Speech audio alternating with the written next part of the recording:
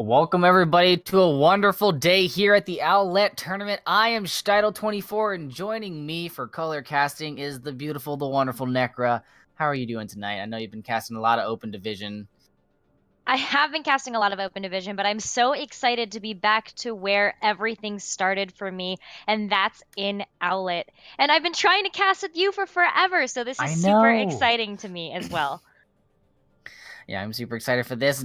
The game we've got today is EXPandable Academy versus Blackjack Gaming. Two teams that are 2-4, so I'm expecting a really good match, maybe even, a full stretch of the map pool here.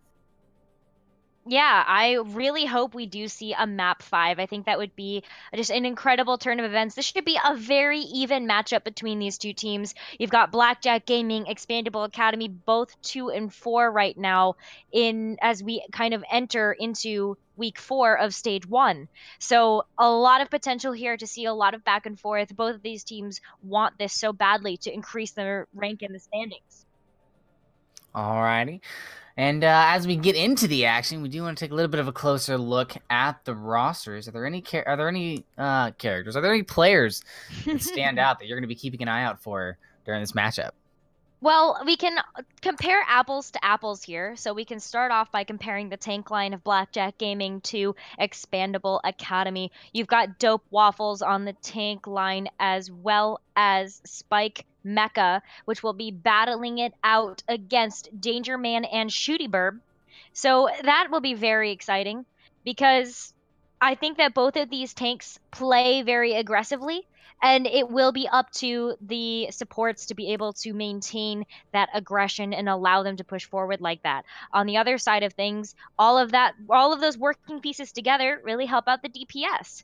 So I'm going to be watching for some interesting picks. This is the new patch, ladies and gentlemen, so we might see some Reaper. That would be super. And just one quick question before we get on into the action. EXPandable Academy has a bit more of a not necessarily hero pool, but player pool. They have a lot more players on their team, so they have a bit more options with what they can swap in and substitute. Do you think that's going to play a big factor in the game today? I think so. I think that allows for them to have a little bit more versatility in terms of people that might one trick, right? So you just have specialists on your team that you will be able to swap in and sub in between maps. But we are going to start out on Nepal. So what you really want to do is put your players in that have the widest hero pools, because this is a control map. One of my favorite reasons about why I love Control is because of the versatility in hero composition that you get to see. And especially as we move into Nepal Sanctum, there's this massive pit that you get to play with for environmental factor. So you see like the pulled pork tank comps, you see the Lucio boops, you see the Brigida stuns all into the pit. So I would love to see both of these teams come out with some heroes that play with that really well. I would also like to see the new high ground control, where people have decided to stop playing McCree. They've started playing Ashe here on Sanctum to get that high ground control, and then they have that kind of added utility of having Bob to get thrown onto the point. So we'll see what they bring to the table. Yeah, and let's talk about that, because the hero rosters are shown now, and as this timer starts to count down, we can actually start talking about what they might bring to the table. So Blackjack Gaming and EXPandable Academy both are going to go with those pulled pork tank comps, and you have a lot of projectile DPS coming out as well. EXPandable Academy going very heavy on the projectiles with the Junkrat and the Hanzo, battling it out against the Technica on the Hanzo as well. So this is going to be a really good one, almost a mirror composition here. Yeah, and Blackjack Gaming is going to be pretty aggressive, immediately taking a position here on the point. EXPandable Academy has to take theirs over on the side, across from that little bit of a dip there. They're going to be at a bit of a disadvantage as the control point unlocks, as well as latency over there on the side, being able to pepper in those shots on that Hanzo, who almost drops himself into the pit. He's going to save himself. It's okay. And they're just going to play poke here for a little bit. Yeah, at this point, you're just kind of waiting to get some sort of advantage for either team. Whether it's, taking somebody out on the other side, getting a little bit aggressive here, but that might swing the fight into EXPandable Academy's favor. Yeah, Spike Mecha on the Roadhog, flanked around onto the high ground, and also helped out his Hanzo El Penguino take out the others. That's going to open up the door for Expandable Academy onto the point. They're going to flood out. Nana boost already onto the Lucio. Nothing like a boostio. And Anna alone in that hallway just getting booped and batted around. Ah's going to have to get off the point for now, as we will see Expandable Academy take first point. And beautiful props to the Lucio there for the stall. Oh yeah, that boostio was beautiful as well. But Blackjack Gaming were able to touch the point first, but ultimately Expandable Academy were able to make use of the massive anti-nades, the positioning on that high ground, and look at this dragon. Ooh, hopefully it's going to catch at least one or two. Not able to find itself a kill. And Layton's going to go ahead and throw one out himself. He's going to find Luxury. But Basilicon going on his own little tear in the background. Does get taken down by the opposing Hanzo. It's going to be alright. Expandable Academy still has point control here. They're up in the fight. They have the Hanzo on the high ground to worry about. But El Pinguino is going to go ahead and take care of it. Yeah, something that Blackjack Gaming needs to worry about just a little bit here is now that Expandable Academy has control of the point, it's much easier for them to be able to turtle, to be able to bunker, versus what Blackjack Gaming is bringing to the table. Yeah, but that's not going to be the same case if the ult economy stays as is. Door Waffles and Danger Man are both going to pop those superchargers, but it's not going to matter too much. Shooter popping Spiky off of the map as Danger Man gets taken out by Dope Waffles early into the fight. Now it's just a support and McCree. Anna and McCree not going to do too much against the rest of the team, so they're just kind of stall them off the point and build up a little bit more percentage. And right now, if you're Blackjack Gaming, how are you going to break this? Silicon and Dope Waffles are just, they're not dying. No, they're not dying, and that's just a real testament to how Expandable Academy is supporting their team. But Blackjack Gaming needs to be able to move in and make something happen here. They do have two ultimates. They have the McCree High Noon, and if you're able to get behind the deployable Orisa Shield, get an angle on them, you might be able to take it here. Ooh, Sunspot tried to pop that Deadeye to do just that, but the shield got regenerated quickly. Tyrant response falls on deaf ears as Roadhog here. I'm sorry, Spike Mecha on the high ground gets slapped by Go ahead and Nana boost Danger Man, but he's gonna get booped off the map by Luxury God, and that's gonna be a game changer as El Pinguino shoots those dragons in, and he's gonna go ahead and sound barrier the team. Make sure that they stay alive as overtime ticks away. Yeah, overtime will tick away, and this first map of Nepal is going to go in favor of Expandable Academy. But let's talk about why. I still believe that Blackjack Gaming needed to make some change in their hero composition after Expandable Academy had a strong hold on that point. With that Orisa bunker, it's very difficult to break, and you saw that Blackjack Gaming struggled to break that defensive hold once Expandable Academy had the control. So if you had swapped over to something like a dive, you would have been able to disrupt that composition, boot people out of position, and really make use of that disruptive team strategy. But here we are moving on to Nepal Village, and we're going to change things up just a little bit. Still keeping the Roadhog though, and I like being able to see that, but at least for Blackjack Gaming, but we will see Spike Mecha swapping off the Roadhog and choosing Zarya, which I think has a lot of potential on this map. But I do believe that Expandable Academy is going to have a little bit of a leg up here with their micro positioning because of the Lucio that they have as a part of their team composition. One fun fact, when you're playing on control and you have a Lucio, you're always going to get there first. If you're playing with the Forget Reinhardt, that means you get a little bit of extra oomph in your spump every now and then. So they're going to go ahead and take the point pretty quickly. Expandable on the point as it opens up. There you go, the first take. Nobody able to touch from Blackjack in order to stop that, but Sunspot and Shooty Bird are going to go ahead and open up the door for a counter. They're going to be the ones putting out the damage, and I think this kind of pseudo-goats for Expandable Academy just didn't pay off. Yeah, so what Expandable Academy is trying to run right now is the Super McCree comp, which is essentially a 3-2-1 with that McCree in the DPS slot, and Blackjack Gaming just has more damage, and you really don't have the healing necessary on the side of Expandable Academy because Basilicon's not staying with the main tank, not getting enough value from that AoE healing. But we'll see what happens as they move into this next fight. Ultimate's coming online for Blackjack Gaming.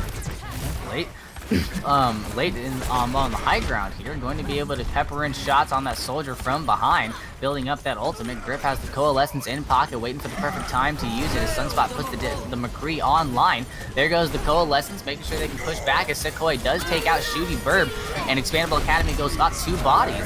There's the the Deadeye from El Pinguino does find Danger Man. Graviton used a bit excessive, but they will take the point in the end game. Yeah, and in the end game, they will have some ultimates as well. Dope Waffles coming up on the Earth Shatter, and that will be a great way to set the pace of this next fight against Blackjack Gaming. But Blackjack Gaming is coming in with some things of their own. They will be able to utilize that Transcendence to try to mitigate some of the damage from the Earth Shatter if Dope Waffles is able to get a good angle on it. But they're taking the fight at a very interesting position here. Hopefully Blackjack Gaming is able to kind of make their way out of that small choke and able to start finding some damage. Oh no, that's a troubleshooter right there as Dope Waffles lands a 4-person shatter, charges the right hard end of the wall, and pushes the team back to the spawn. Luxury Yacht grabbing a little consolation kill at the very end there. But that did not work out at all for ExPandable Gaming. For Blackjack. No, yeah, it definitely didn't. Blackjack not getting the full house that they wanted there with the cards that they had in their pocket. But ExPandable Academy's looking really strong with their defensive positioning here. I think that Blackjack really needs to not go in this direction. It's very difficult to take a fight here, especially because ExPandable Academy has that Lucio sound Ooh, speaking of the supports, 2 Transcendents gonna go ahead and come out, nullify each other. Nobody's gonna find any damage, but somehow Danger Man does fall. Graviton comes out to hold the entirety of Blackjack there in that doorway, and then Blackjack tries to get forward to get a little bit extra damage, but she's gonna pay the price there as Grip saves the team with that Coalescence. Yeah, that Coalescence was a very big game changer for Blackjack Gaming. Huge props to Grip for being able to hold on to that dream. But ExPandable Academy already at 95%. This is going to be a little bit of an uphill battle here for Blackjack Gaming. They do have the Genji Blade. They have the Zarya Graviton. They have the Earth Shatter. That's going to be huge when moving into this next fight. But gotta look out for and try to bait out that sound barrier before they utilize those ultimates. Oh man, Blackjack doesn't even want to give him a chance to attack. They're going to go ahead and grab ExPandable Academy up there in the corner. The Dragon Blade coming out a little bit late from late, and that's going to cost them a lot. Spike Mecha goes ahead and takes him out. The rally from Basilicon, the only ult needed to counteract that Graviton fight. Yeah, an unfortunate team fight, and for Blackjack Gaming, they just didn't have those support ultimates that they really needed to be able to mitigate the damage coming out from ExPandable Academy. But this was a pretty convincing win. ExPandable Academy going up in this series 1-0. That's a pretty big showing. You know, when control point is when you can kind of just let anybody on your team play the hero that they really want to play.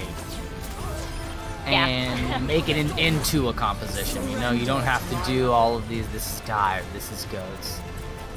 Ergo. So if you can come out of the control point on top, in my opinion, that's a pretty big chest puffer.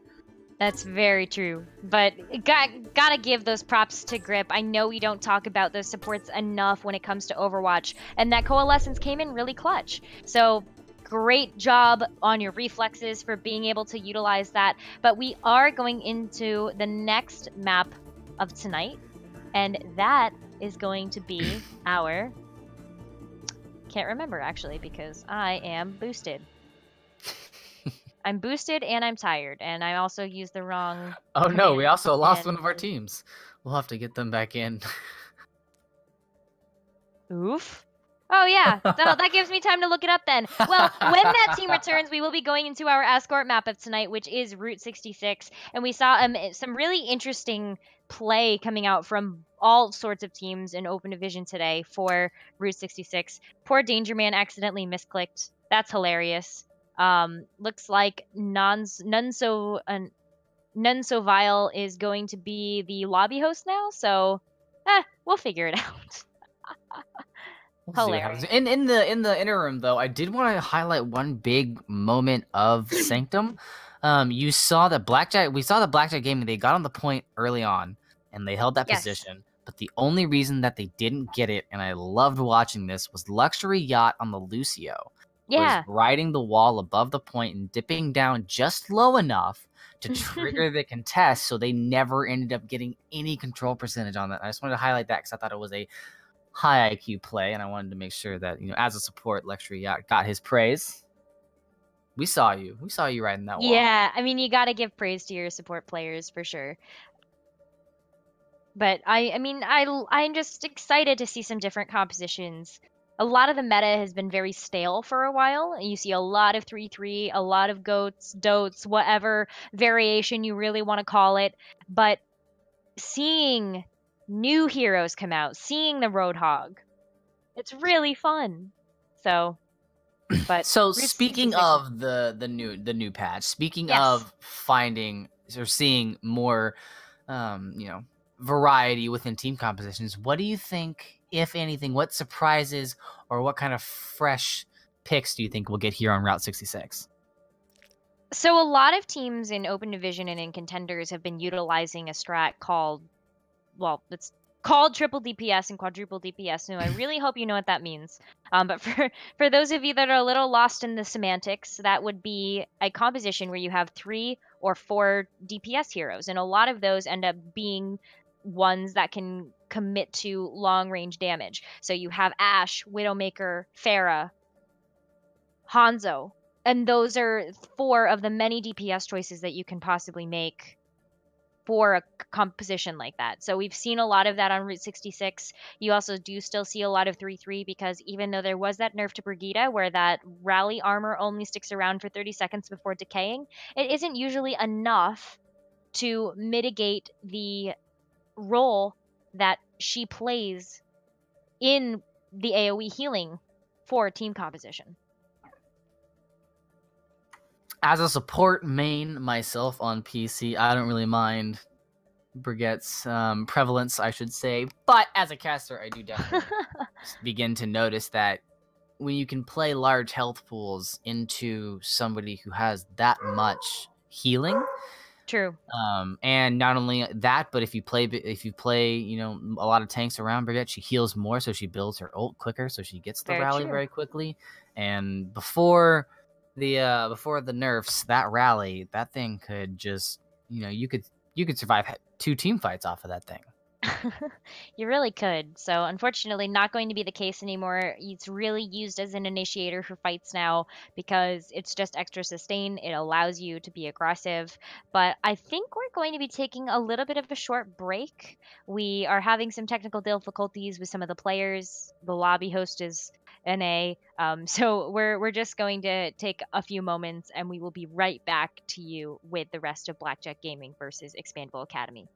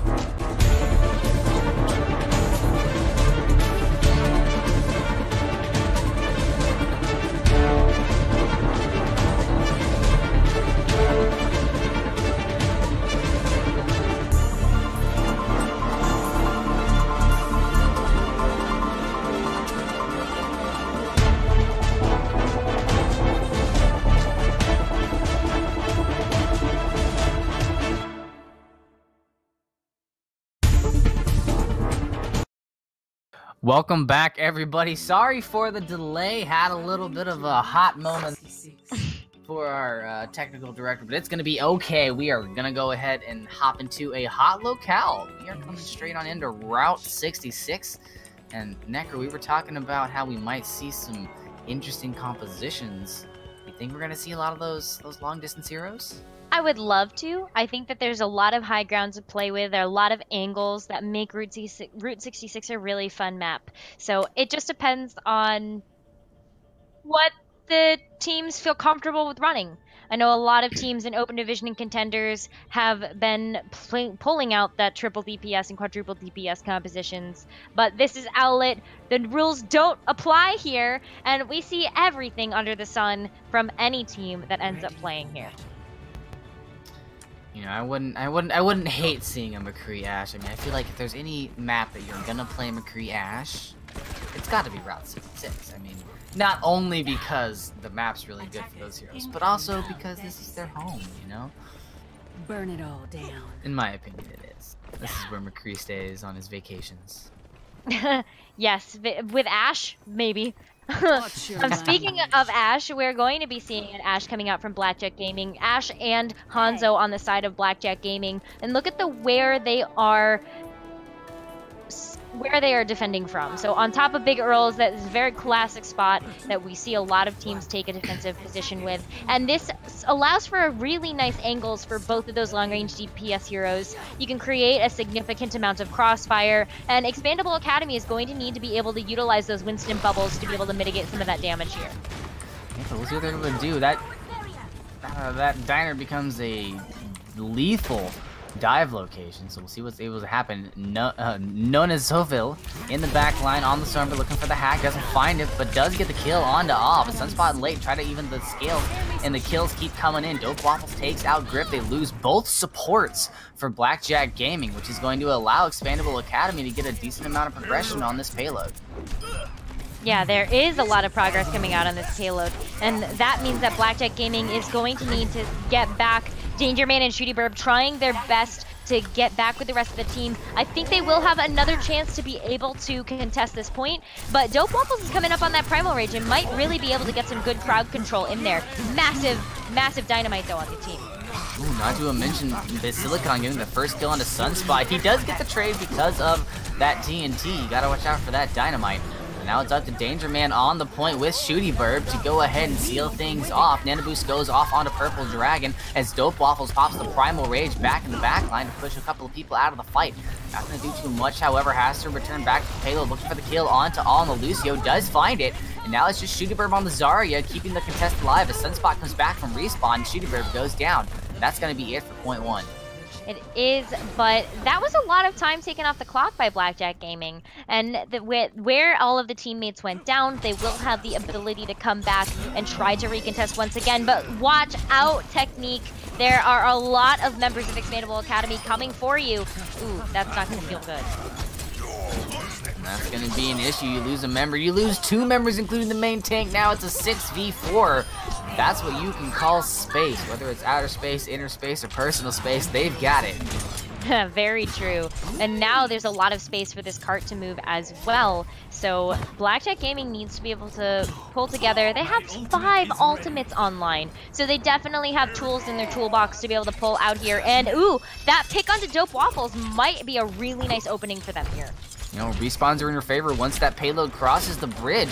So now it's a 6v5, but an EMP'd one. There goes self-destruct. Oh, but it lands up on the boardwalk, so it won't find any victims. Basilicon gonna hassle Technica there, trying to find the kill on the Hanzo. Has to retreat out. They're gonna go ahead and see EXPandable Academy say, okay, the EMP self-destruct didn't work. Save it, go back to the drawing board. Yep, that's okay though. You know, they still have ultimates in their back pocket. So this is a good point, though, for Blackjack Gaming to be in. They didn't need anything to be able to take that point, and it was because they ended up getting a really nice pick onto Dope Waffles. So with Dope Waffles going down, ooh, but look at that grab! That early that grab. Dragon gonna be too late? The dragons, they're a little bit late. Oh, no, they don't find anything, but that doesn't matter. Technica's gonna go ahead and find actually Purple Dragon from that, but he also got the Genji while escaping. Danger Man cleaning up one himself onto Nuns there. That's going to be just about it for Expandable Academy as Blackjack Gaming shaves another 15-20 seconds off of the clock. Yeah, so now what looked like an insurmountable amount of time to be able to defend for is only 3 minutes. And that's just a couple of team fights when we're looking at this level of Overwatch. But Blackjack Gaming still has many ultimates to utilize here. Danger Man still has yet to utilize that Earth Shatter. And with the route that Expandable Academy is coming from, and not having a big, reliable main shield of their own, they might be able to utilize this here. But oh no, that quick pick. Oh, that's not just a quick pick, that's a crucial pick, but Silicon was looking to use the Dragon Blade above the team. Didn't get the chance to do it. That's going to have to open it up for Dope Waffles. He's trying to Primal Rage to get the payload moving just a little bit, but he's got to use those jumps to get out of that fight. And Blackjack Gaming, they've had 21 this whole match. They have indeed, and they're looking at trying to get a royal flush here as well, really looking to try to take back this table. But Danger Man's still holding on to that Earth Shatter, maybe trying to stun everybody out of it so they can combo with that Bob. But honestly, Blackjack Gaming is doing a phenomenal job right now, rotating through their ultimates, not stacking too many. They are making sure that they have tools to use. Oh no! Oh no, crucial! Not only did Basilicon get booped away by Sunspot, but got shot by Sunspot during that Dragon Blade. So they're going to lose that ultimate as quickly as they use it. Purple Dragon just going to bully Danger Man into a death there, but they're going to go ahead and pop the Dragons out, looking to find a stray strat. Not going to find anything, however, so they're going to use up their entire ult bank here. Expandable Academy are going to be able to come out on top of this fight for the moment, even though Basilicon wasn't able to pull off that Dragon Blade. Yeah, that Dragon Blade really is good as a zoning ultimate, and so you really don't usually see those finding value unless you are comboing them with a Zarya Graviton Surge, because everybody's so tightly knit and well put together. But look at all of the back and forth that's happening in the kill feed right now. Expandable Academy finally able to get that second point. With 2.5 minutes left on the clock, they will be rolling their way into the third point of Route 66. But what is La Technica doing? They are just in the back line. They have no idea where the rest of their team is, and that is not good. You see Basilicon and you see Nunso Vile looking in the backline trying to get that initial stagger onto La Technica, but this cart is continuing to move. Danger Man looks poised and ready to be able to use his Earth Shatter, but you gotta use it, man. You've been holding on to it for 3 minutes now. And you gotta wonder why it's not getting used. It's not too difficult to track those Winston bubbles. Now those Winston bubbles, there's nothing really stopping him from getting Expandable Academy. No, definitely not. But, you know, you don't need... I suppose you really don't need the Earth Shatter when you've got Sunspot that's going to just click those heads for you on Expandable Academy. You will see Nunso Vile swap over to the... Well, they've been a little bit on the Widowmaker, but now you're really going to see that Widow v Widow battle. But not before La Technica forces Expandable Academy to just wait and regroup because of that early pick onto Ashe.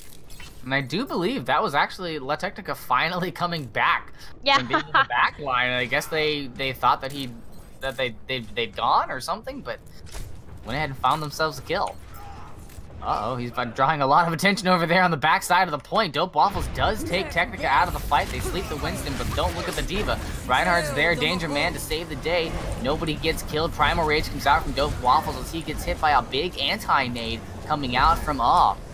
Payload, however, not going to move too far as Danger Man has a pretty decent hold there. Late Nano onto Dope Waffles, maybe trying to get his Primal Rage back up there, but Purple Dragon and Nunsville are going to grab themselves a couple of consolations there. Danger Man and Grip fall, and that's a main tank and a support. Yeah, but look at this. Oh, it got eaten! That's how you do it, Purple Dragon. That's what I like to call a hungry, hungry hippo. Eating up that Dragon Strike from Hanzo. La Technica not going to find any purchase there. And now Blackjack Gaming's in a bit of a tight spot. There's that Earth Shatter finally from Danger Man. It does knock down the entire team, but there's no follow-up damage. There were a couple of reasons why that push ended up going into favor of Expandable Academy, so let's break it down.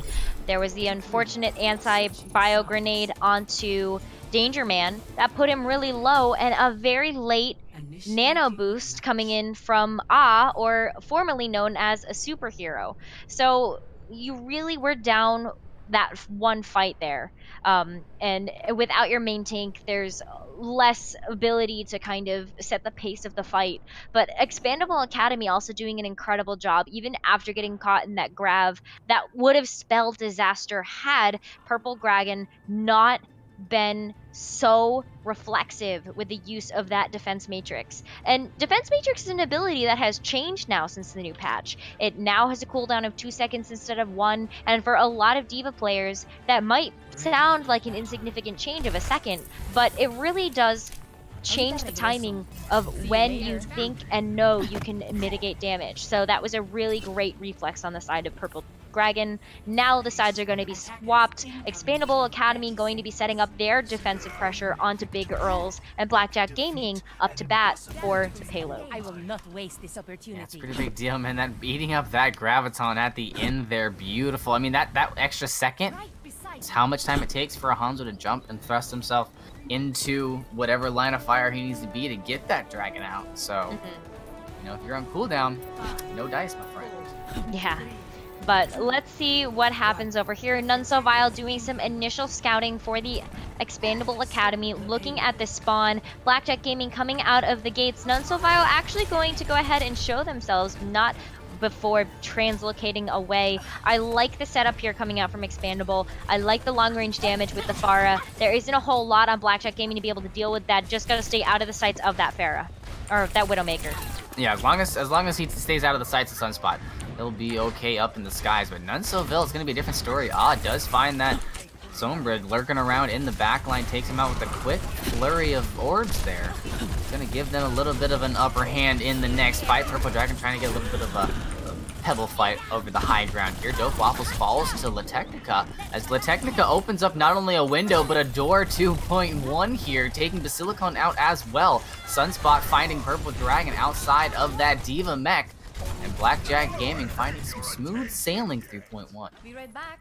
Yeah, I think that Nunsovile is just trying to stall the card a little bit, maybe not recognizing that they need to be out of the invisibility to do so. Unfortunately, going to get taken out before the use of that translocator. But look at how quickly both of these teams on the offense have been able to cap this first point. Very little pushback coming in from either team. So now rolling into the second point, Blackjack Gaming is going to be able to start to come out with some pressure. Expandable Academy making some swaps there. Dope Waffles over to the Reinhardt, Zyndine to the Lucio, and Nunsovile to the Zarya. Basilicon also swapping to the Brave, so this is going to be the Zenrine variant of Goats here. Hopefully they're able to group up and be able to utilize the strategy to the best of their ability. Definitely going to be difficult for La Technica to get anything real out of this, trying to avoid everything within that Goats. Tries to get the Pulse Bomb out, it hits the Reinhardt shield, so pretty much falls on deaf ears. As Dangerman holds up the shields and allows that payload to progress on Silicon, trying to put a little bit of pressure onto Dangerman. Not going to find too much though, the self-destruct falls above everybody, not going to find any kills itself. A lot of ults still on board for Blackjack Gaming. In fact, it's a 4v1 if you're, as far as the ults are considered. Luxury Yacht has the Transcendence in his pocket, waiting for the time to use it. His team doesn't really need it right now. It's kind of a back and forth pick battle. No one really has the upper hand. There is the Transcendence. It does get forced out. So you're just going to see Blackjack Gaming retreat from this for a little bit and then come back in once that healing's produced. Yeah, the good thing about what Expandable Academy utilized that Transcendence for is for the aggression. They still have that sound barrier up, which will be great to clap back against Blackjack Gaming's potential pressure from the Pulse Bomb coming out from La Technica and Dangerman's Earth Shatter. But what we've seen from Dangerman in the last couple of rounds is that he's very cautious about using that Earth Shatter. You really don't want to get caught about, you know, Earth Shattering into another Reinhardt shield, but you gotta use it somewhere to be able to set the pace of the fight. Speaking of setting the pace of the fight, Dangerman, he's going to be off on the payload while the rest of the team attacks from the side, hoping that Dope Waffles makes a fatal turn, allowing him to get that Earth Shatter out. They do have sights on the entirety of the team. There goes the Nano Boost onto Dangerman. He's looking for the Shatter, he's looking for the opportunity, but the Graviton comes out. He still gets the Shatter off, takes Dope Waffles down, takes him out of the fight as well. Beautiful play by Dangerman, having the aggression in that Graviton to still throw that hammer down. Yeah, there it is. I like what Dangerman saved that Earth Shatter for, and it was as a response to None So Vile's Graviton, because that's one of the ways that many teams try to utilize that Earth Shatter, and it's just as a defense mechanism once you get put into that fall. But we'll be moving in pretty quickly here. Expandable Academy ready to take the defense. Well, speaking of defense, the defense turns to offense really quickly. There goes the Shatter, just a tad bit late. Some self-destruct, doesn't find anything. Gonna be able to come in with the Transcendence to save his Reinhardt and move this onto the next level as the Technica takes Dyne out. The self-destruct comes out as well. Does find Luxury. There go both supports for Expandable Academy as Blackjack Gaming opens the gates. They are able to throw themselves into the spawn doors with confidence as the payload moves very quickly to point 3. Very quickly indeed, and this is just an entirely new team. I think that Dangerman is finally coming into his own here against Expandable Academy. He's doing a really great job with the Reinhardt battle against Dope Waffles, but this rally armor might be very important here. Big nade does come out from Grip to stop any healing hammer down from Dangerman as well. A charge onto Silicon, gonna take him out of the fight with the help of La Technica. And there's the Transcendence coming out from Luxury Yacht. Doesn't last as long as they would hope for, but they are up on bodies. Expandable Academy has the advantage here on the defense.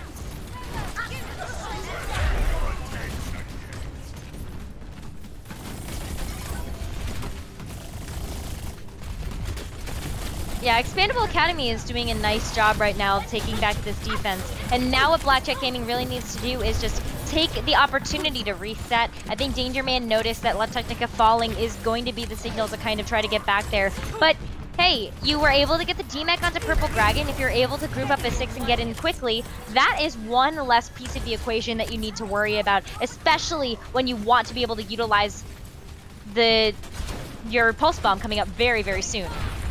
Yeah, and that Pulse Bomb could be the tall tale story here. 16 seconds was the time bank for Expandable Academy, so Blackjack Gaming, you're really just looking to best that by not getting hit with a minute. You want to get this captured within this minute. There goes the Graviton coming out from None So Vile. Let's see if it can find any kills. It won't find any, but Technica is gonna find 2. Purple Dragon and Luxury Yacht both been taken out of the fight. The charge not gonna find any purchase, however, because the Dope Waffle is gonna hammer down. Shooty Bird trying to help out with that one. Gonna find the kill on the Dope Waffle. Sunspot taking None So Vile out. The payload now. Smooth sailing as it goes on in. Very smooth indeed.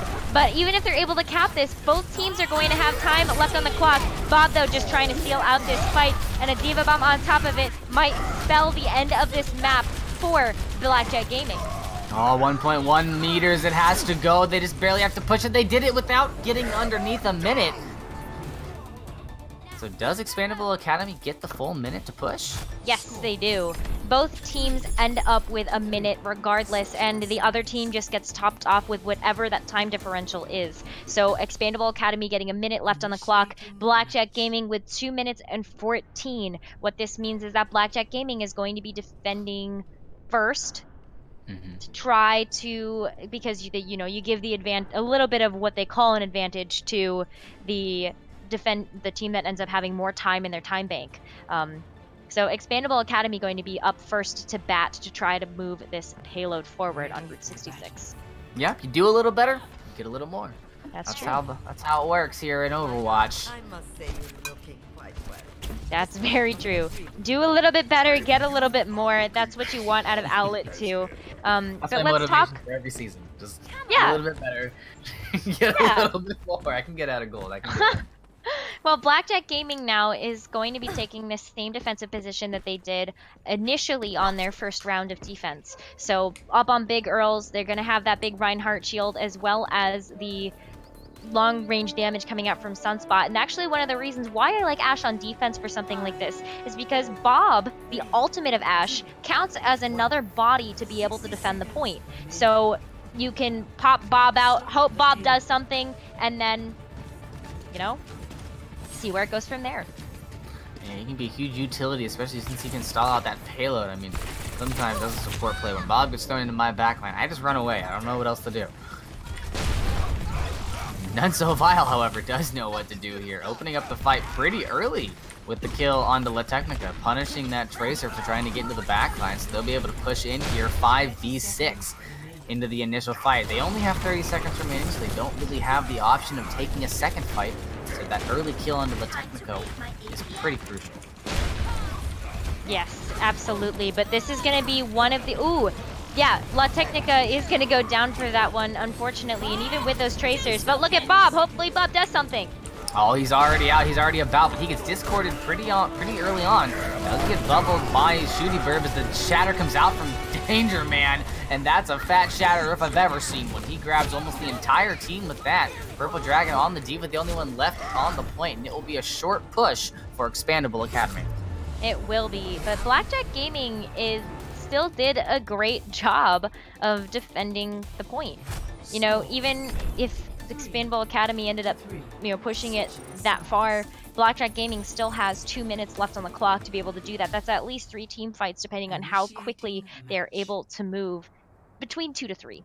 So we'll see what Blackjack Gaming comes up with. EXPandable Academy has the unfortunate position here where they are going to be defending second. So what that means for them is that they're a little bit of a disadvantage. They have to lock into some sort of team composition and be confident and bold in their choice. Blackjack Gaming has the comfort of being able to respond to whatever team composition EXPandable Academy decides to go with, because their spawn is so close. Yeah. So that spawn advantage for Blackjack Gaming is going to be huge on this attack. Yeah. Absolutely. So let's see what the defense has to offer. It looks like we're going to get Super McCree. Yep, Super McCree. I love it. For those who don't know what Super McCree is, just off of the bat, it's goats without the Zarya. And instead of a Zarya, you slap a McCree in there. Yeah, that's very true. I mean, I really do like McCree for multiple reasons, and especially after a couple patches ago when you ended up with a little bit more damage, especially with the damage fall off decreasing. McCree can have a lot of utility, especially with those stuns. But again, Blackjack Gaming has an ability to respond to that. But look at the Armadillo strat that EXPandable Academy is coming out with. They want to be able to take this fight early. I love seeing this. This is high level have a lot of Overwatch time on the clock, so they're gonna go ahead and take the fight straight to Blackjack Gaming. They do get 1 kill off the bat, but triple kill right there coming out from that Zenyatta, and he is carrying the team on his little robotic back, pushing that payload forward, eliminating everybody from EXPandable Academy. Yeah, but look at how early and aggressive EXPandable Academy got with their initial defense. It means that if Purple Dragon is able to get out with that mech and everybody else can get back, because look at how quickly Dope Waffles is coming in, you will be able to get a second contest here. And that's exactly what EXPandable Academy wanted, especially with 1 minute and 20 left on the clock. This is 2 team fights left, and they need to be able to get this one here. It's going to be up to the ultimates here, but no, the kills are coming in from Blackjack Gaming. Beautiful TNT from Sunspot to open up the fight. And now Dope Waffles in a bit of a tight spot. Right here on the defense. The Technica in the back line on the Hanzo, pestering Zyndine. Zyndine will fall, but none so vile will be able to get back there on the defense. And now it's just Sunspot, Grip, and kind of off the payload. They're not really pushing it since none of them can get too close. Yep. Not too close, but not too far either. There is still 45 seconds left for something to happen, and Bob is out on the field. Yeah, Bob gets let out. The Shatter is in the pocket. Shatter gets taken out of the fight, however. None so vile is able to take down Danger Man. Bob over there in the corner, not finding too much. Does find Luxury Yacht.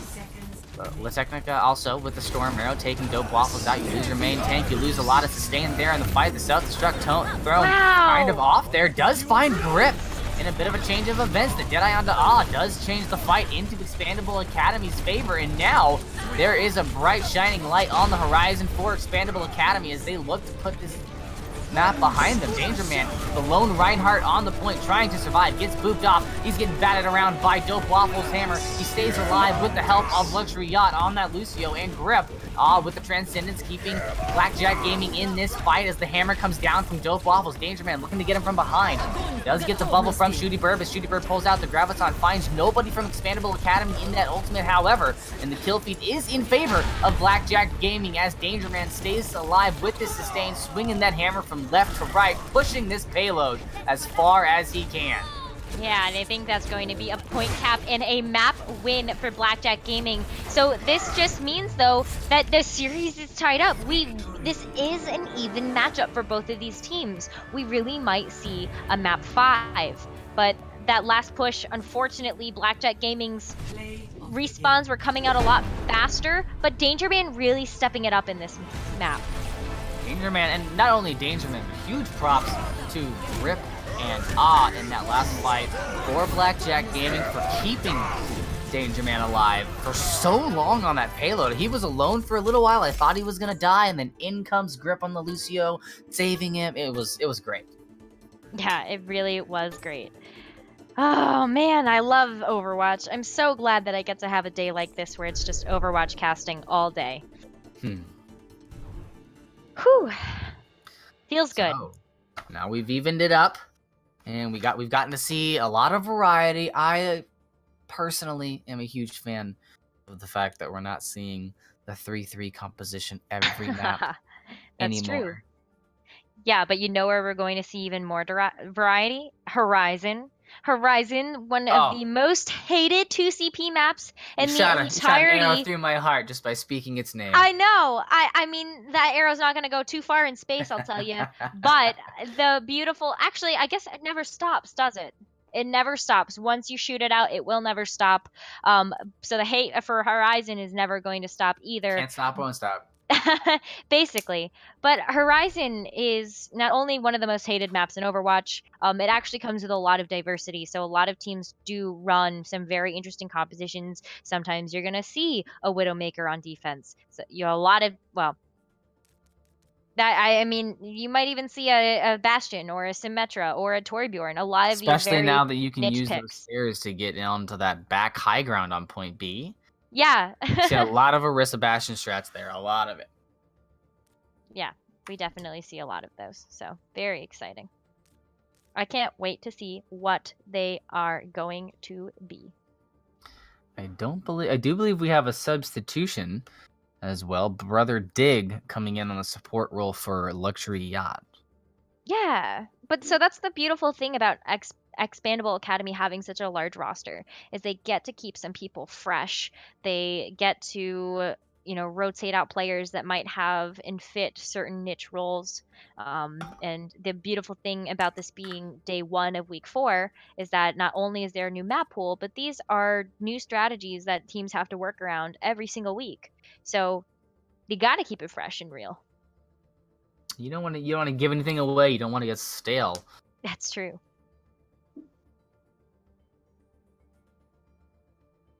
I do believe we are going straight on in to Horizon Lunar Colony. The teams are not going to be taking any kind of halftime break today. No. These guys are excited. They got the adrenaline running.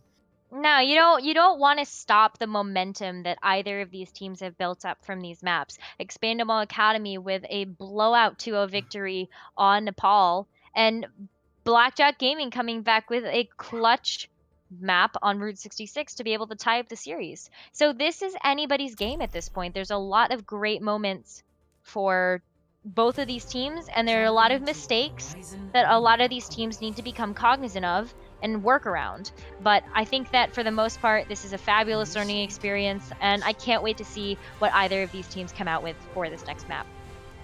So are there any weaknesses, do you think, for Blackjack Gaming or ExPandable Academy that they've shown in the last 2 maps that might be the Achilles heel throughout our next 2?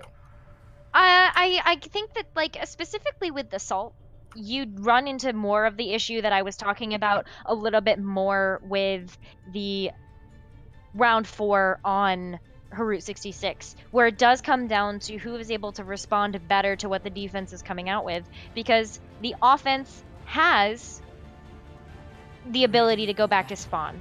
They can take that time to reset some of that ultimate charge. And I encourage these teams to do that when they know that there might be a better team composition that would work better against what they see their enemy running. But it will be Blackjack Gaming on the defense and ExPandable Academy on the offense this time around. So this looks like, to me, Technica going back for the Junkrat that we saw in Nepal. And there was a lot of really good Junkrat play. I think those tires ended up getting some value. I like the sneaky place where that trap is going. And, you know, as I like to say, as a Junkrat, it is a sin to see the enemy team at all. So La Technica, I don't want you to see any of ExPandable Academy. Nothing but walls. Yeah, exactly. See what happens. I'm, taking your advice off of the bat, getting a good little bit of damage in there early. 20% already, sorry, 30% already built up on that ult charge for La Technica. Blackjack Gaming's hold seems to be doing pretty good off of the bat. The dive coming out from ExPandable Academy. They don't know if they've chosen their target just yet. They're trying to speak it out. There they go. Dope waffles up onto the high ground. Tries to get in on Sunspot, but that Reaper gonna tear through those large health pools. Brother Dig trying to get a dash through, Sunspot does find the D-suit onto Purple Dragon. Sequoia, however, going to tip the scales in the other favor, getting the kill into Awe, helping out with that onto La Technica, so no one so vile is going to be the one to take that kill into the grave. Sunspot does get the beautiful nade coming out from the grip to keep himself alive, but Technica switching off onto the Brigette on the way back to the point. ExPandable Academy not going to be able to find their entrance here. They're going to have to go back to spawn. Back to spawn, and Zyndine barely, oh my gosh, both supports actually barely escaping with their lives, but two very quick picks on the side of ExPandable Academy means they've got momentum moving into this next team fight. Take it. There's two people down. Yeah, well, you gotta do it quick too, because Sunspot's gonna be coming back with that Death Blossom. No one so vile uses the EMP to try and open up this fight. La Technica and Grip both go down. You lose 2 out of 3 supports. That's a bit of a big hit. Shooterbird uses the self-destruct to get the neck back in the fight. Dangerman falls as well. A lot of riding on Sunspot here to use the Death Blossom, but I think he's gonna go ahead and go back to point B. Save it for the next defense. Yeah, an unfortunate position where a superhero fell as well as La Technica. So you really had 2 key players on Blackjack Gaming that were out of that fight. So ExPandable Academy went into that next one as a 6v4, even if you didn't really get the massive EMP that you expected. But there are 5 ultimates online for ExPandable Academy. So much potential to snowball this next point if they're able to take it quickly. Keep an eye out for Brother Dig on that Dragon Blade. No Transcendence for Awe, so it could be crucial. There it is. He pulls it out in the back line. Looking for the kill. Takes Awe out of the fight. Trying to find a couple of good swipes. And you know what? Why not? Let's throw a Death Blossom into the mix. It does take Brother Dig out, but it puts him vulnerable to Purple Dragon self-destruct, which grabs itself a double. And ExPandable Academy taking themselves point B. 2 ticks. Working on 3. Hey! You got 5 ultimates in the bank, you used all 5, you win the point. That's how Overwatch works, right? I think it's a fair trade. Just depends. But yes, and man, that is an intimidating time bank. It is a little bit intimidating, but this is 2CP and this is Owlet, so I've seen crazier things happen. We had a match last week that ended up going to a 5-5 draw on the Assault map. So anything is possible. So I really don't want to call it yet, because Blackjack Gaming could come in guns a-blazing as well and take both points in historic fashion like that too. So you just never know. You really don't. I'd like to put it to ExPandable Academy. I challenge them for a full hold on Horizon. A feat that I don't think I have seen in the Owlet just yet. No, definitely not. But hey, Horizon Lunar Colony, first time we're seeing this map, so this is really exciting to be able to showcase this to everybody that's watching. But let's talk about what ExPandable Academy is coming out of the spawn doors with. They have a very similar composition to what Blackjack Gaming is running, but they're going to have an Orisa instead. So one of the ways that this composition works is by rotating really well with that deployable Orisa shield. So once you see where the enemy is coming from, take the advantage to get into a more long-range style, you know, farther away from the team as possible, so that your long-range DPS like your Junkrat and your Ashe can rain damage in before Blackjack Gaming is able to reach you. But Blackjack Gaming coming in with long-range damage of their own, you're going to have to watch out for La Technica on that Sombra, because if you hack the Orisa, then you don't have that shield to be able to hide behind anymore. And what better way to defend point A than to potentially have 7 people on the point? And so Vile going to be pretty crucial with that Bob.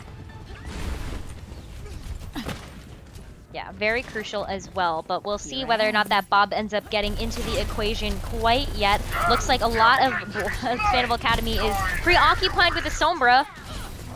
You know, that could have been, that's a distraction that you don't want to have to take. They do have some time to allow Blackjack Gaming on this point to have some liberties as they do damage from the high ground, but Purple Dragon is going to get desuited, and that's not the start that you want to this fight. Brother Dig on the high ground, drops down on the Junkrat, but Shooter and Danger Man are the ones coming up with kills. Dope Waffles trying to stay alive on this Orisa. Does have the pocket coming in from Zyndine. Zyndine has to drop as Orisa dies. We're going to see a very quick point A take from Blackjack Gaming. Hey, and this is exactly what I was talking about, right? This is even going to put more time into the bank for Blackjack Gaming, more than 2 minutes than what ExPandable Academy has left in their bank. So again, they're coming with ultimates online. You will be able to use the Coalescence to get aggressive here, and then you're going to have the Brigida armor to stack on top of that as well. Multiple tank ultimates coming in. There's just so much potential to snowball this too. So like I said, it's not over till it's over, and Blackjack Gaming is moving in pretty strong here. Ult and damage mitigation are going to be the name of the game for ExPandable Academy coming into this next fight. Being pretty progressive there, trying to get into the back line. Brother Dig will find the Technica, so they'll get one, but evened up by Sunspot pretty quickly with a headshot on None So Vile. Brother Dig, the sleep goes out onto Danger Man. He's in a bit of a tight spot. Gonna get hit with a Coalescence from Grip, who is anti-nated, so that's gonna be as best as they can get. Dope Waffle receives the nano from Sequoia, jumping around the point, using that Tesla cannon to try and pursue the healers. Does find Grip in that process. They're going to be up at least one body on the fight. There's Bob, the 7th member of the team, but he's going to go ahead and run himself into a wall. Does put him in position to shoot out onto Shooty Bird as Sunspot tries to find some heads on this high ground. So Purple Dragon just going to chase that Widowmaker out of here. And good defense coming out from ExPandable Academy. They still got at least one ultimate on board. I think well done. They used a lot of ultimates there, though, so something you need to note is that defense was very expensive at the cost of ExPandable Academy's ultimate economy. So Blackjack Gaming now, they only utilize the Widow Sights, they only utilize the Coalescence, and now they have 4 online to be able to come in and push this point. Now I was going to go ahead and pop one of those ultimates pretty early on with that rally to go ahead and initiate the fight. Pop on point.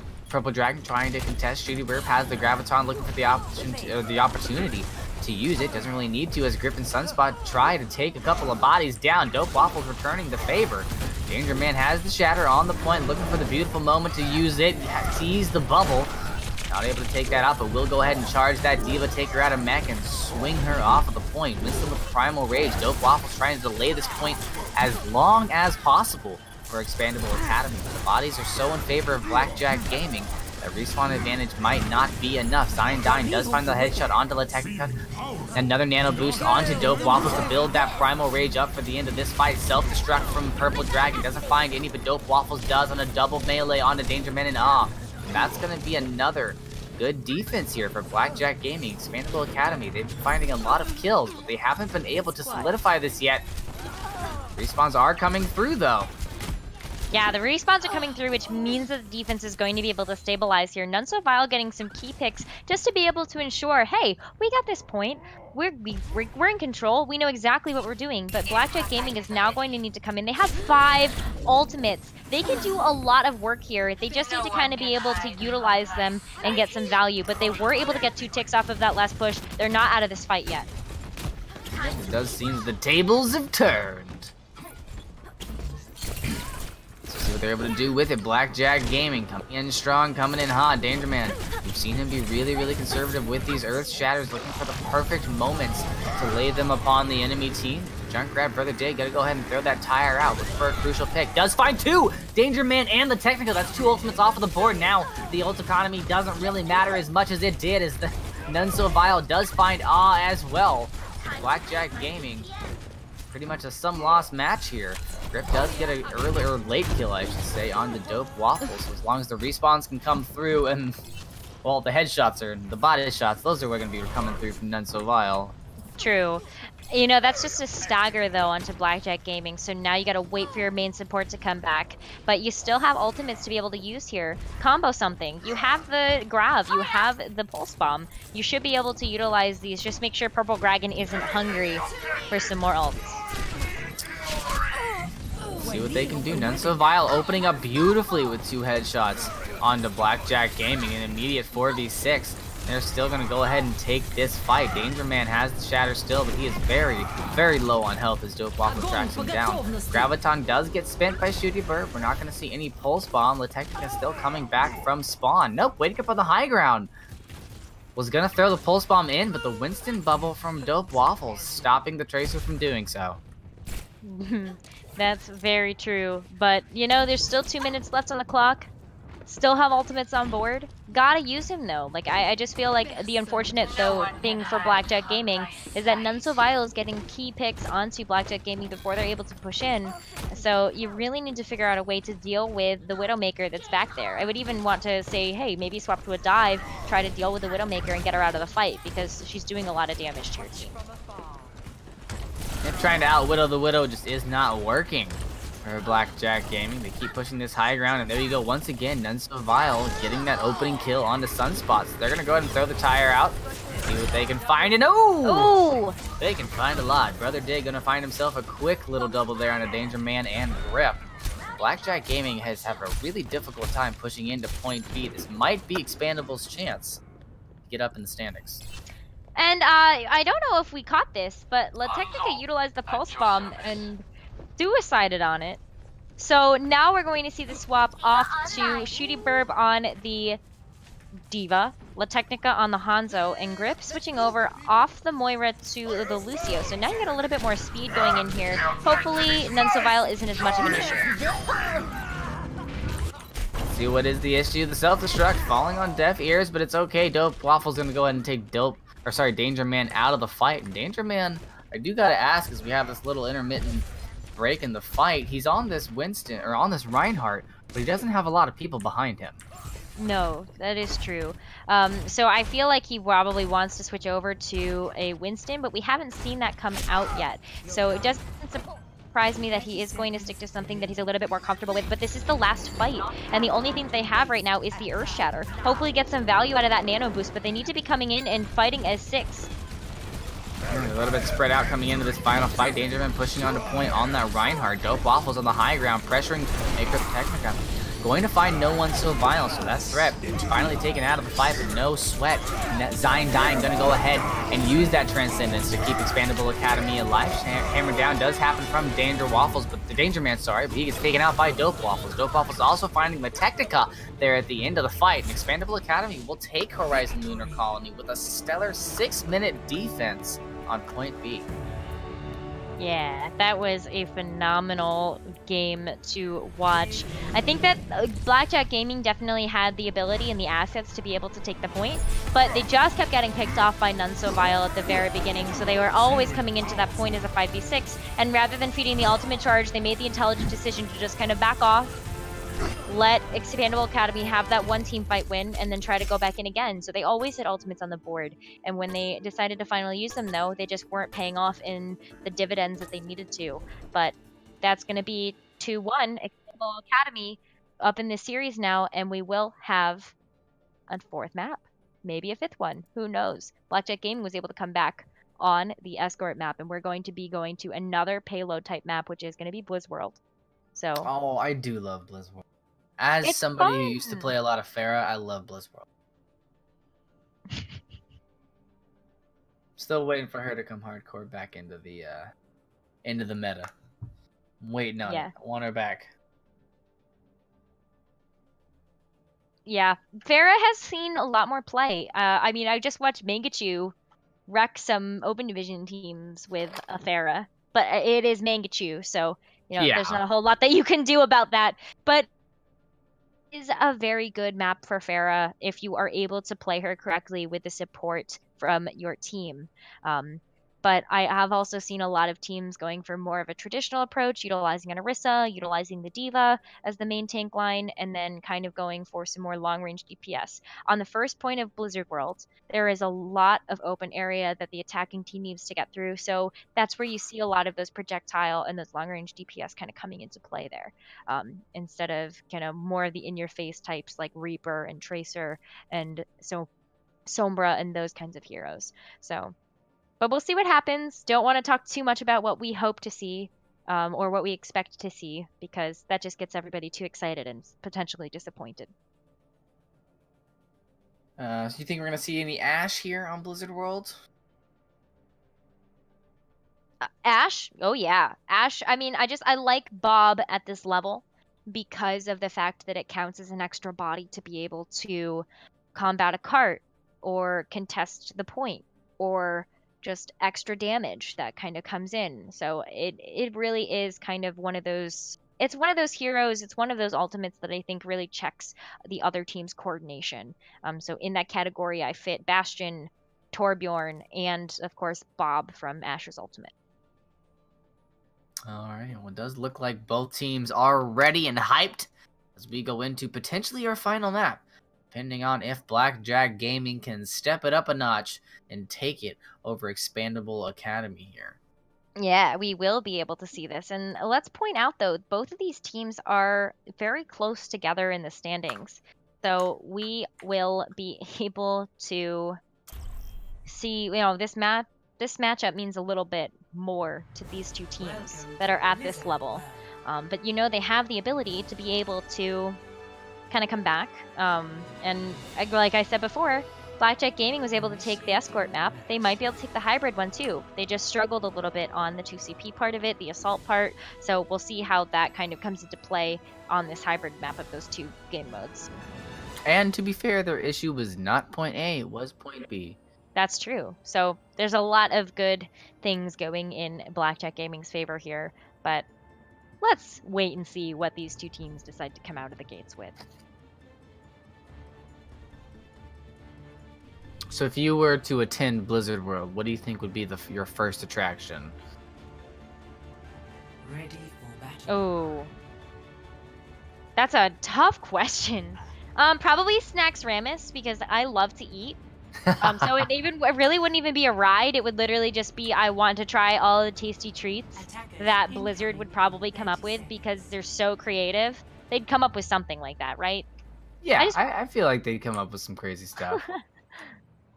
Yeah, it'll be good. But let's talk about the non-crazy things that we're seeing out of Blackjack Gaming's defense, and that's exactly what I talked about. We're going to see the pulled pork tank, so we will see Danger Man on the Arista and Shooty Burb on the Roadhog, not the Diva that I expected, but that's okay. And of course, those long-range damage dealers with the Junkrat and the Ash to boot. On the side of EXPandable Academy, they're going to start off with the Zenrine Goats. Just try to brawl it out on point. Positioning will be the name of the game during this matchup. Absolutely. See what these two teams got. They're going to come around from that left-hand side, using these walls, moving to the right side to mitigate the damage. So the Reinhardt doesn't have to have the shield up all the time. Now they got to be careful. Dope Waffles has broken that shield already, so there's not a lot of damage mitigation for anybody. They're hiding on the other side of the point. Lecture Yacht getting hit pretty hard by the concussion grenade and they're going to be able to push Blackjack Gaming off of the point for at least a little bit. Yeah, they do lose their main tank. As long as they can tip the scales, they'll be able to mitigate that on the respawn. Shooty Bird on the Roadhog, pushing onto the point, does get taken out by Sequoia with the help of Brother Dig. Big anti-nade from Grip onto the point, but nobody can follow up on the damage as the point does get taken by EXPandable Academy, putting a lot of members of Blackjack Gaming in a tricky situation. Yeah, so usually when you are playing the Zenrine Goats, you end up in this a little bit of a predicament. Oh, well, your main tank falls. Usually your push ends as well, but in fact, you're actually going to see that EXPandable Academy ended up having such an advantage on that push that losing Dope Waffles didn't matter as much. But an unfortunate stagger there for Luck Technica. That's going to be a big reset for Blackjack Gaming. But they will have that Riptire to be able to come back to this next fight with. Yep, they have the Riptire, and they also have the Bob from Sunspot if they need to use it in order to get La Technica back into the fight. Absolutely. So we'll see what happens here. But, oh, Transcendence, big. Yeah, not necessarily a mistake, but both Transcendence and Sound Barrier used by EXPandable Academy. You're going to stack those support ultimates. La Technica's going to go ahead and take advantage of that because you can't heal through that much burst damage, even a Transcendence. Nope. No, you cannot. So Transcendence is one of those support ultimates that I really enjoy because of just the amount of healing output that it can do to increase the sustainability of a team fight. But Sound Barrier is a lot better for those big high damage ultimates that we're talking about and seeing here, like the Diva Bomb, Pulse Bomb, Riptire, any of those that do big bursts of damage. But look at where EXPandable Academy is coming from. They're ready to use that Graviton. Graviton at the ready. Not only that, you add that in with Spike, Mecha's self-destruct, and you can get a whopper of a fight here. and Sunspot are going to be the ones that are opening things up here. Dope Waffle, Sequoia both fall. Blackjack Gaming has the upper hand in the fight as they push ExPandable Academy through the chokehold. Yeah, pushing them away indeed, but ExPandable Academy is going to be able to fight back. Fortunately, that payload is inching its way backwards, but ExPandable Academy coming back in there really needs to be able to utilize those ultimates that they have. The Grab Diva Bomb combo has a lot of potential here, and there's nothing on the side of Blackjack Gaming that would really be able to stop that amount of damage coming through because they are running that Zenyatta Transcendent. Well, there goes the Graviton as seen from the Prophecy. The Self-Destruct as well. Transcendence doesn't do what it wants to do. Shooty Burb and Danger Man both gonna fall. Grip does find a bit of a consolation at the end on a Brother Dig, but the upper hand definitely for ExPandable Academy. La Technica gonna submit that. Ooh, that tire. Gonna go ahead and find 2. So Blackjack Gaming clawing their way back into this fight on the defense. And even though you saw a great grab Self-Destruct, beautiful save from La Technica. It was a great grab bombo combo on the side of ExPandable Academy, but Blackjack Gaming just ended up finding more value at the end of that fight there to be able to seal the deal with La Technica's Riptire. But gotta be careful, he's so low, but not before taking out Luxury Yacht. You know, you really do hate to see a support get taken out first when you're trying to push, because it really forces you back to spawn. It does. Good defense being set up by Blackjack Gaming. ExPandable Academy having a very difficult time getting back onto the payload. They're going to continue to try this high ground approach. They will notice there's a Junkrat behind them this time as they flood onto with a Point B's final position to try and get La Technica out of the fight. But that Junkrat is going to be able to kind of hide away there on the high ground.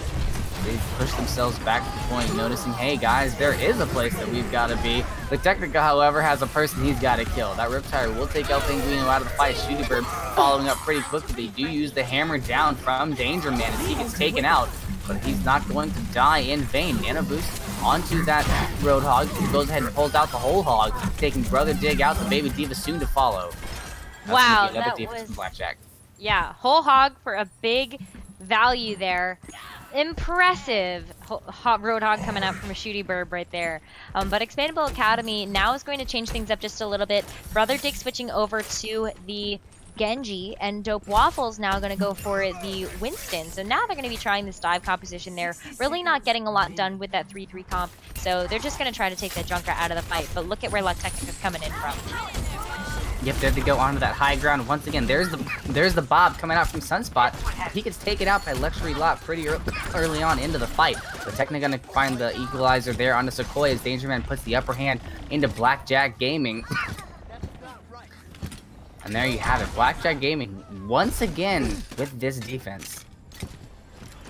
Yeah, this defense still holding strong for Blackjack Gaming, and there's only 30 seconds left on the clock. So ExPandable Academy needs to have a huge Diva Bomb here. So Spike Mecha definitely going to be able to look for an opening here to try to get some space for the DPS to do their thing. But is it going to be too little too late now? Are these swaps coming out in vain? Yeah, there's not a lot of time on the clock for ExPandable Academy here. That Self-Destruct not going to find any victims. The Danger Man opening up the fight. And this is not what you want to see if you're on the side of ExPandable Academy. Blackjack Gaming has a superior hand in this fight. Luxury Yacht trying to stay alive on this payload to keep overtime going. Has the Discord on him. They are able to sleep that Roadhog, but that's just about all for this attack. El Penguino, the final Tracer on point. They will fall. And this overtime ticker begins to tick away. We're going to see ExPandable Academy with a hard defense ahead of them. Yeah, a little bit of a hard defense, but I've seen things happen before. ExPandable Academy might hold that whole first point, or Blackjack Gaming, like I said, might just have the upper hand when it comes to escort maps. So it just depends on the scenario ahead. But now the tables are flipped. Blackjack Gaming going to be on the offense this time, and so it's up to ExPandable Academy to keep them from getting to the mark that they were able to hold them off from. And we've seen ExPandable Academy do very well on the defense against Blackjack Gaming throughout our series today. Yeah, absolutely.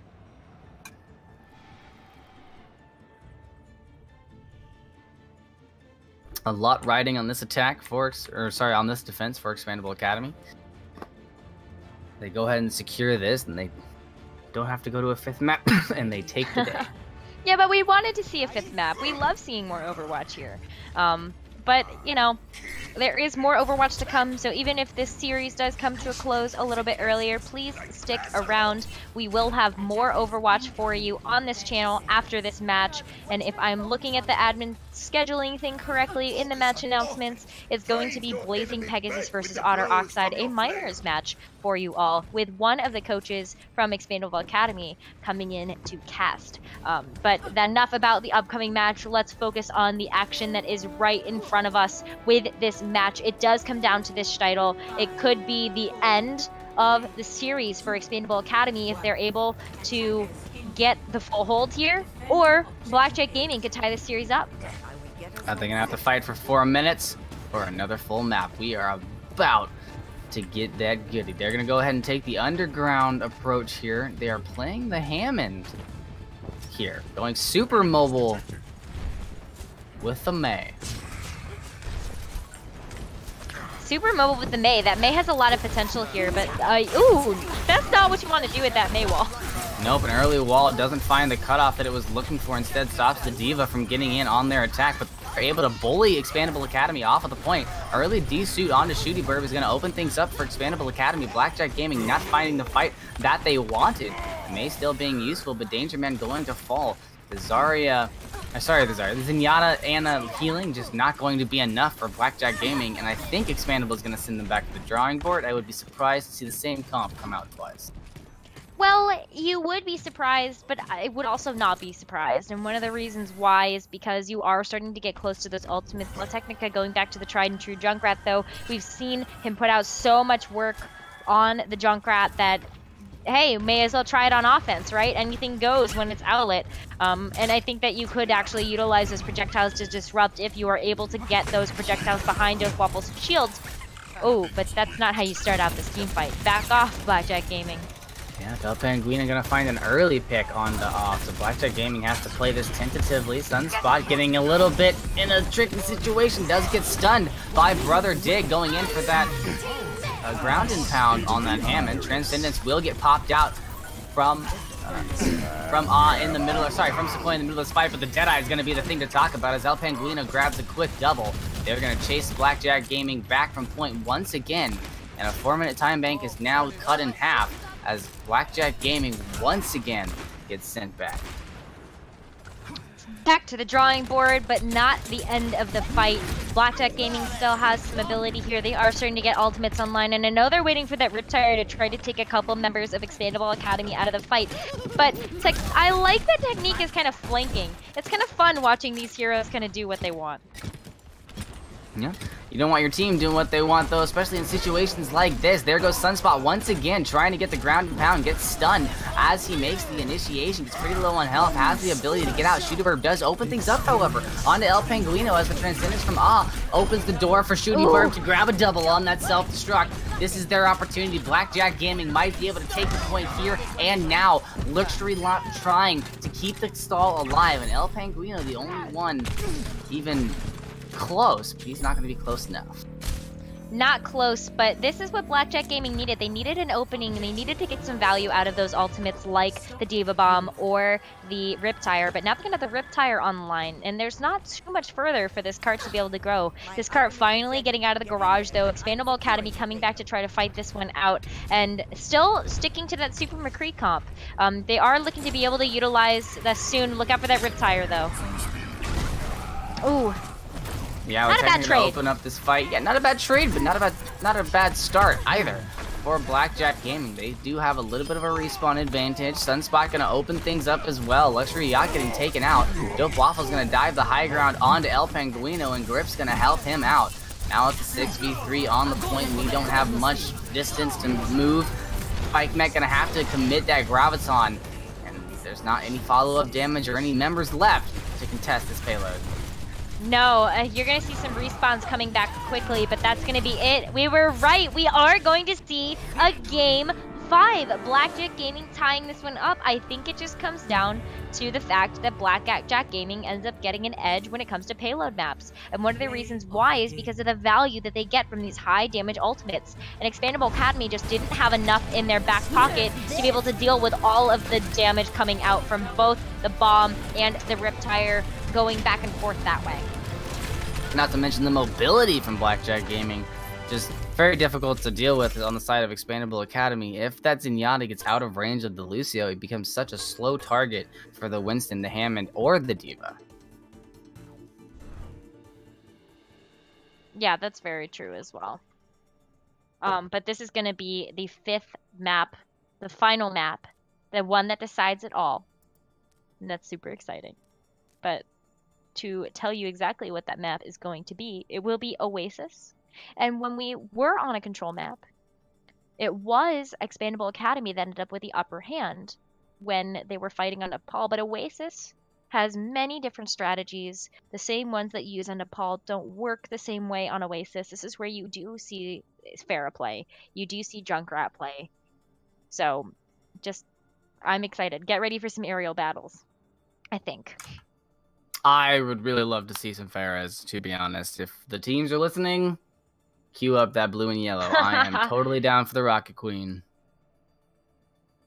Hopefully they're not, listening too much. We should be on a delay, so there is no technical advantage there, I promise. But yeah, this is good stuff. I'm really excited about the potential of seeing a 5th map. But we are on a 5-minute pause request, so may as well give us, the casters, a little bit of a break. So let's throw to a break, and we'll be back with the final map of tonight.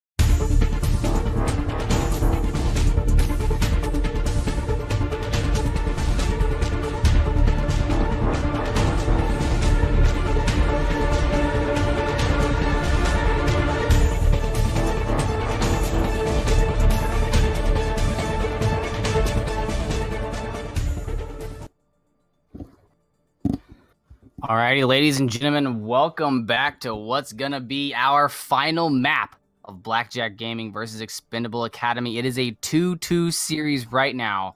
I am Shadow24. Joining me for this cast is the beautiful, the wonderful Nekkra. And what a match we've had so far.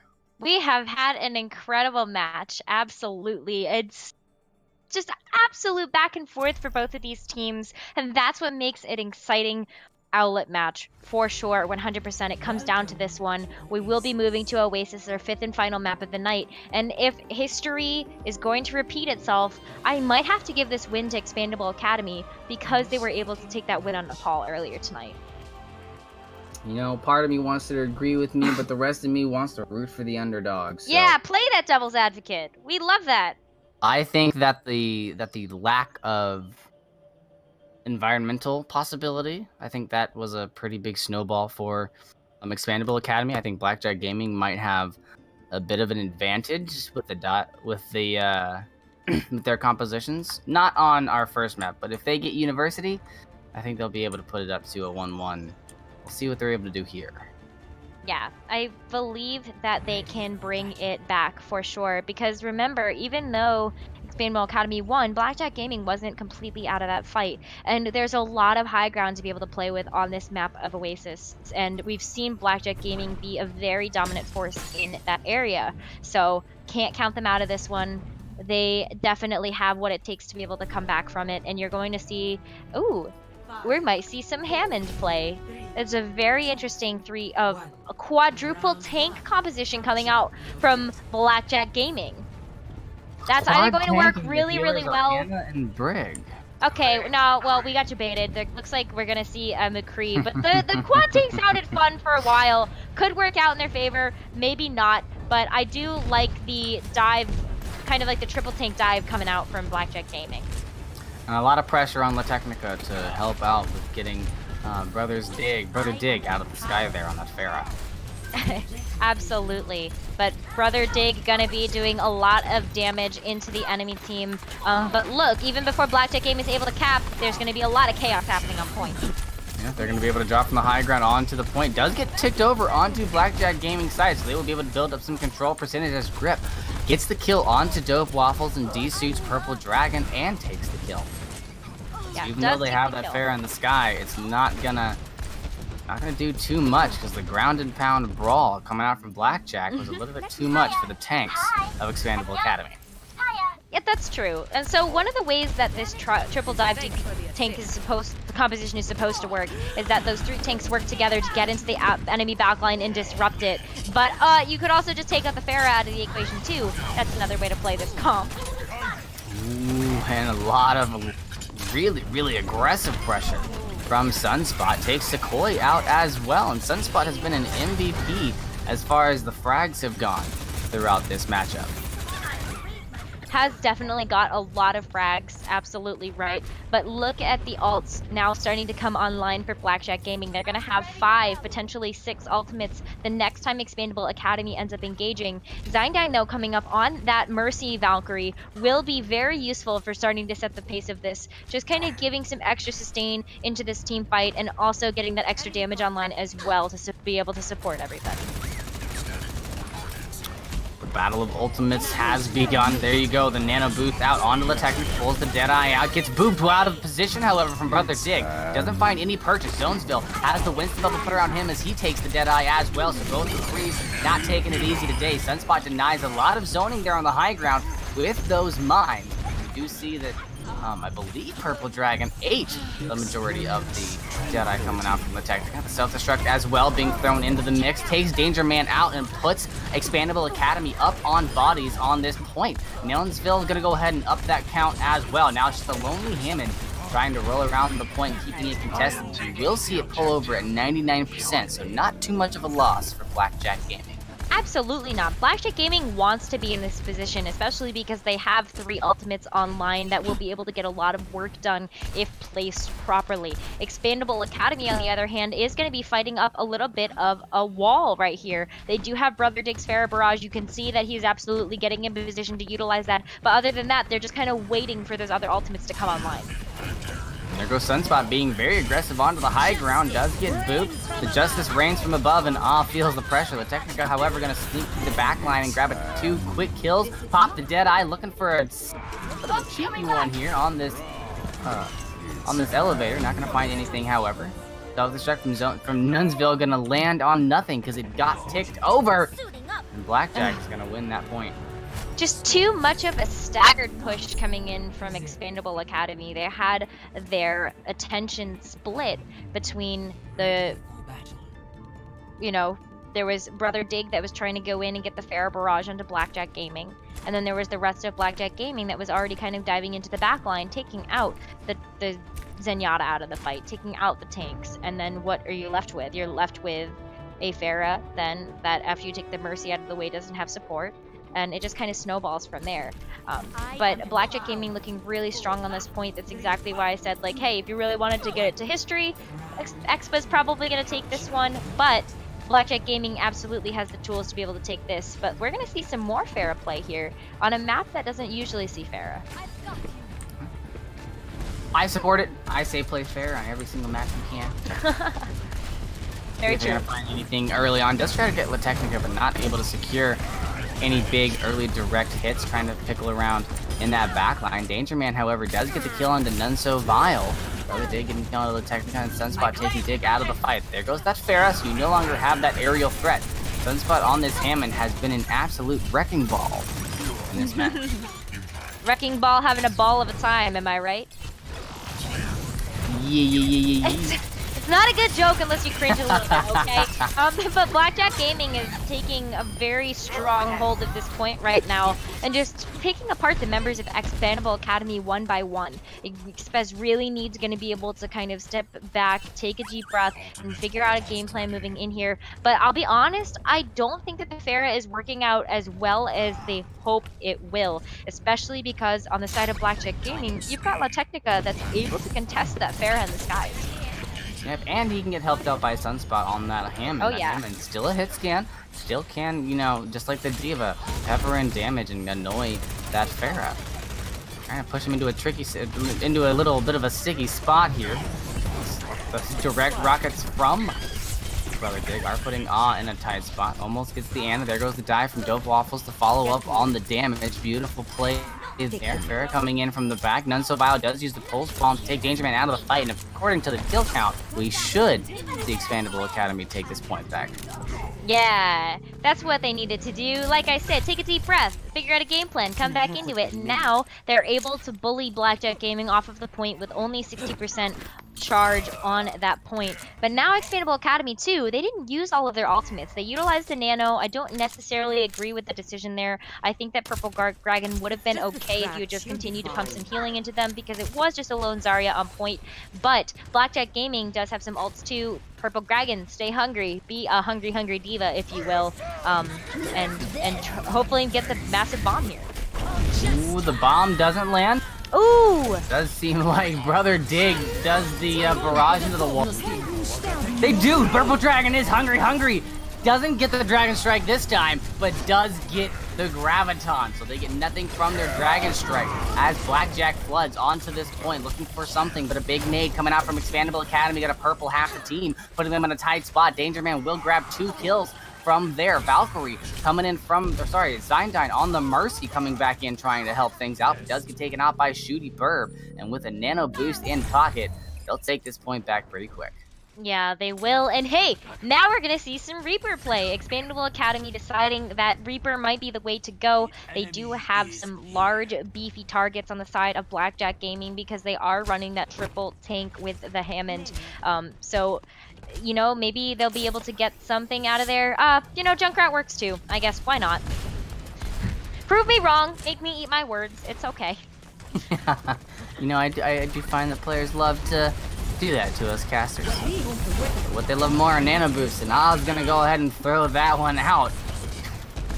It's gonna be one way to open up the fight. Danger Man, La Technica, and Sunspot all finding themselves a smooth surface to land on here as this team fight comes to a close. Danger Man takes the play out of the fight. All you have left is Dope Waffles on the Winston and Brother Dig on the Farah. Brother Dig and Dope Waffles both doing work here, trying to make mince meat of the team of Blackjack on the point. There are no healers. It's only Tank Shooting Bird. Now the only one left, the respawn, still coming back for Blackjack. They haven't made it back, and this might be a takeover from ExPandable Academy off of the backs of Dope Waffles and Brother Dig. Oh, it absolutely is. And I love that Zyndine has recognized, hey, we do have control of the point, but I need to be able to get the rest of my team members back before Blackjack Gaming's respawns come in, because that's the only way that we're going to be able to take this one. But they use so much there, and look at all the ults that Blackjack Gaming has to use.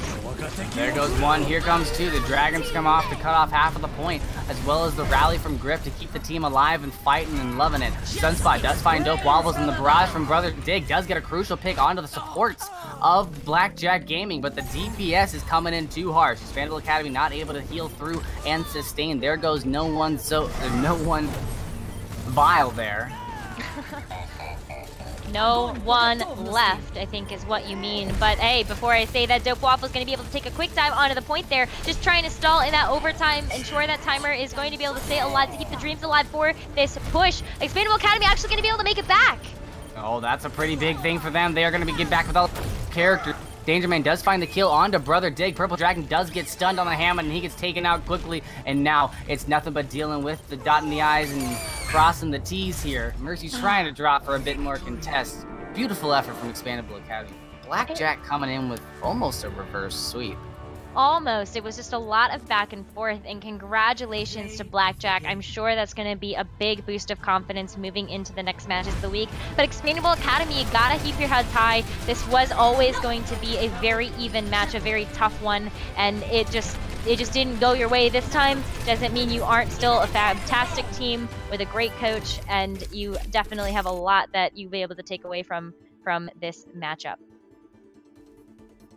This was an impressive and long-fought battle on Yes. both sides of here. Absolutely, and you got to give credit to both teams. I love this kind of Overwatch. The good Overwatch is the series that are close, because that's what you love to see, right?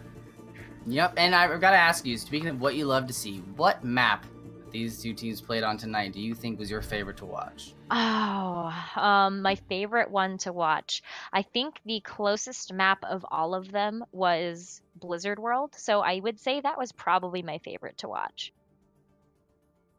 I think the Blizzard World match was that defensive hold from ExPandable Academy was quite impressive. Yeah. Yeah, I mean, they both of these teams had some really good moments here. So we could sit here and talk about all of them, but we don't have the time to do that. We are going to be swapping over to the next game of the night. And like I mentioned before we got into Oasis, that's going to be our minors match.